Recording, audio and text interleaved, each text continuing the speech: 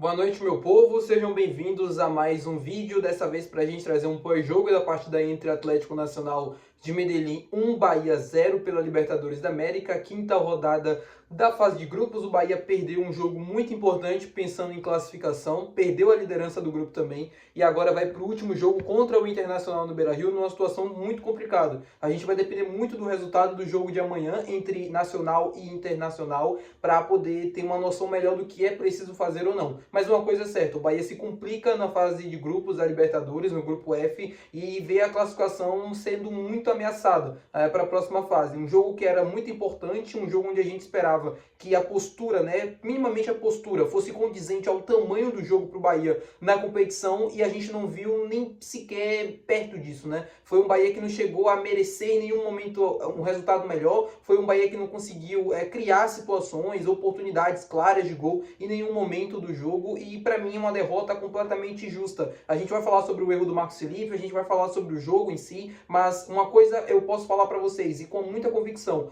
a derrota hoje ela foi justa e merecida. O Bahia não entrou em campo, a verdade é essa. Se comportou como se não fosse um jogo decisivo, não foi condizente ao tamanho da partida. Já conto muito com o teu like aqui, já conto muito também com a tua participação nos comentários. Pode desabafar à vontade, falar a tua opinião, o que é que tu achou que foi da partida. Se inscreve também no canal pra gente sempre poder trazer mais conteúdos aqui, para você poder sempre receber os nossos vídeos em primeira mão. Meu nome é José Victor, para quem ainda não me conhece, eu sou produtor de conteúdo aqui do Meu Bahia e também estudante de jornalismo. E vamos começar logo esse vídeo pra gente não perder tempo falando sobre o início do jogo, sobre o primeiro tempo e sobre a postura. Quando eu vi a escalação, o David Duarte, no lateral direito Érico, eu já imaginava. Só esperava que no ataque fosse o William José. E por que eu acho que ele optou pelo Lúcio e não pelo William José? Porque o Lúcio, ele consegue marcar melhor a saída de bola do Atlético Nacional. E eu acho que era isso que o Rogério queria fazer, pelo menos, incomodar um pouco a saída de bola do time colombiano, tentar pressionar um pouquinho, tentar recuperar algumas bolas,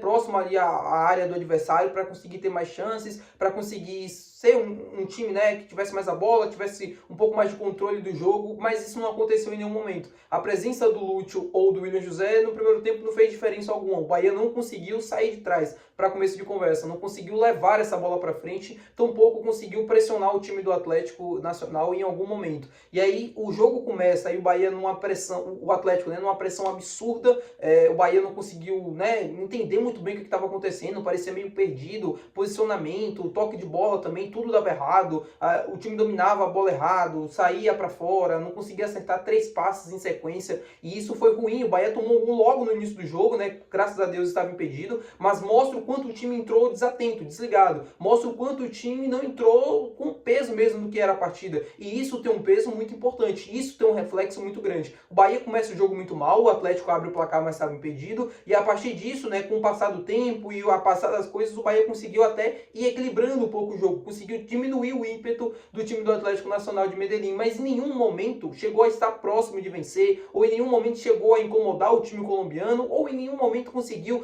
ter a bola, um controle do jogo. Isso não aconteceu. Eu sei que é difícil a gente imaginar esse cenário, jogando fora de casa, contra um time que não perdia desde setembro jogando, que não perde desde setembro jogando em seus domínios, mas para um time que é como o Bahia precisando do resultado, jogando fora de casa, e se imaginava uma postura um pouco mais corajosa, de tentar ter mesmo um controle, de tentar ir um pouco mais para cima, porque a partida, o peso, o tamanho exigia que o Bahia tivesse um comportamento diferente. Não dá para ser tão apático, não dá para ser tão desatento, desligado em um jogo tão importante de Libertadores. O time até, como eu falei, até conseguiu equilibrar, mas em nenhum momento conseguiu ameaçar o time do Atlético, em nenhum momento conseguiu ter oportunidades, em nenhum momento conseguiu colocar uma certa pressão, colocar o Atlético para trás. Isso não aconteceu em nenhum momento. E se esperava ser diferente. Eu sei que o time do Atlético é um muito bom time, eu sei que a tendência era que acontecesse ao contrário, como aconteceu, mas eu esperava que pelo menos em algum momento do jogo o Bahia conseguisse ter as suas oportunidades, ser um time mais equilibrado e tivesse um pouquinho mais de coragem, o que faltou pra gente na noite de hoje. E aí começa o segundo tempo da mesma forma que começou o primeiro. Um time desatento, leva o gol aos 46 segundos de jogo, e aí a gente tem um ponto muito importante para falar sobre o erro do Marcos Felipe. É inadmissível. Primeiro ponto, é inadmissível.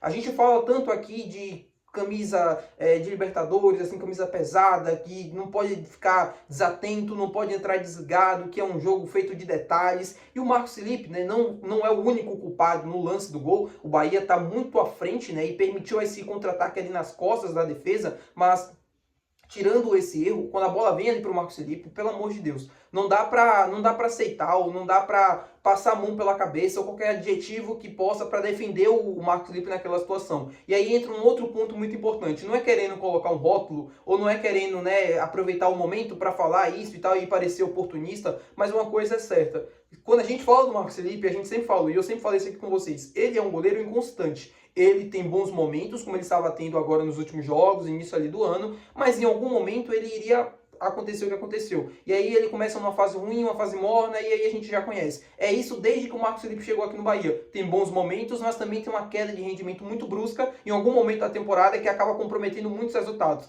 Hoje eu não vou colocar a culpa exclusiva no Marcos Felipe, porque como eu falei, o erro para mim no gol foi o conjunto e também a postura foi da equipe durante os 90 minutos, mas o lance do gol do Atlético Nacional, o Marcos tem uma participação muito importante, porque ele poderia fazer muitas coisas, não colocar a bola no pé do atacante do Atlético Nacional.